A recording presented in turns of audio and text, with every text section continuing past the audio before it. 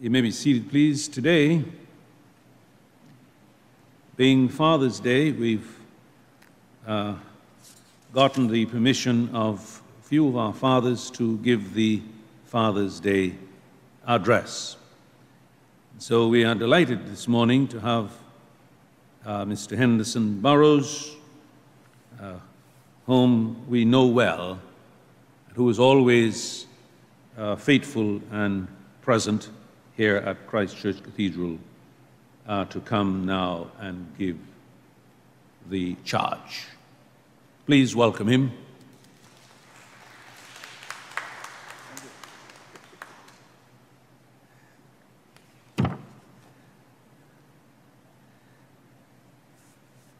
Good morning, everyone. It is certainly a pleasure to have been asked by our clergy to speak to you on this Father's Day. First of all, I would like to welcome our father leader of this church, Dean Harry Bain, back from a successful sick leave, and thank God for his healing power. I have always considered myself most fortunate and blessed to have had great father figures ever since I was born.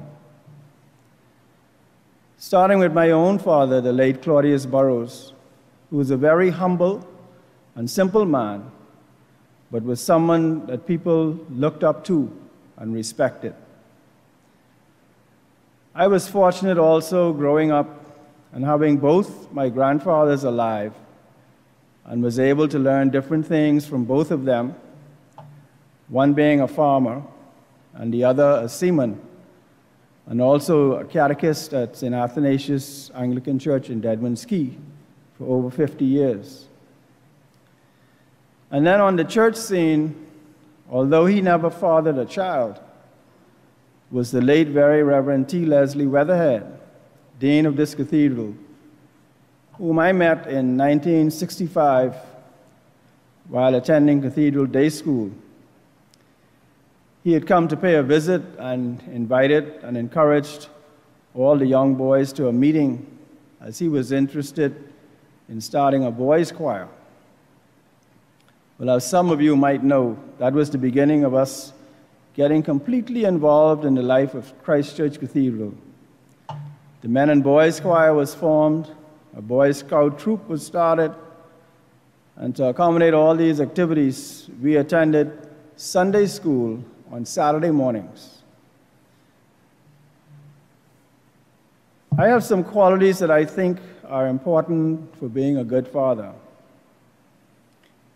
Firstly, a father must be the provider for his children.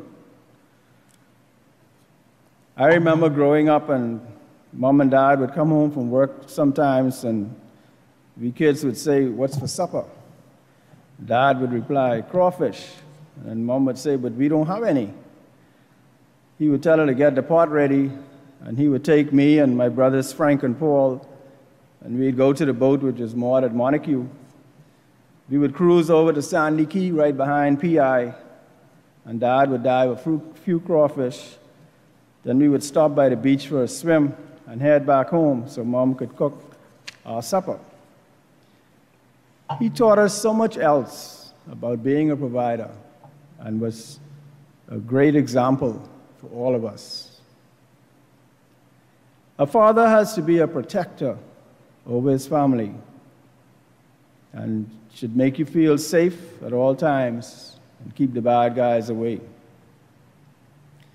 Fathers must be disciplinarians. They must communicate clearly and uphold guidelines and be tough but fair. Now, one thing I didn't always agree with my dad was that if anything went down when they were not home, and he was told about it, then he would usually punish all of his children, not just the culprit. Dependability is also very important. A father should be consistently available for his children through good and bad. I also think a father's involvement is very important. He should be personally engaged in his children's lives on a daily basis, even if he doesn't feel up to it. I remember when my kids were members of the swim club and had reached the stage when they had to be at the pool at 5 a.m. And many a morning I turned over and didn't feel like getting up. But then you have to realize it's for the good of your children, and so you do it. A father should be compassionate and comforting. He should always show hope and belief and be in a state of mind that helps kids feel connected. A father must teach the values of honesty and integrity to his children. Bring the realization that if you lose everything, you still have a good name to fall back on. A father should teach his children healthy work ethics for personal accomplishment and satisfaction, not only for work, but in any general task, and be industrious. I think another important thing is a father should have fun and play with his kids. Like a dad's rough play teaches a kid to regulate their feelings and also to accept limits and boundaries. My last point, and I think is so important, is a father must be human. By that I mean a good dad listens to the mother also. This shows respect and love of the kid's mother and teaches them how they should be treated.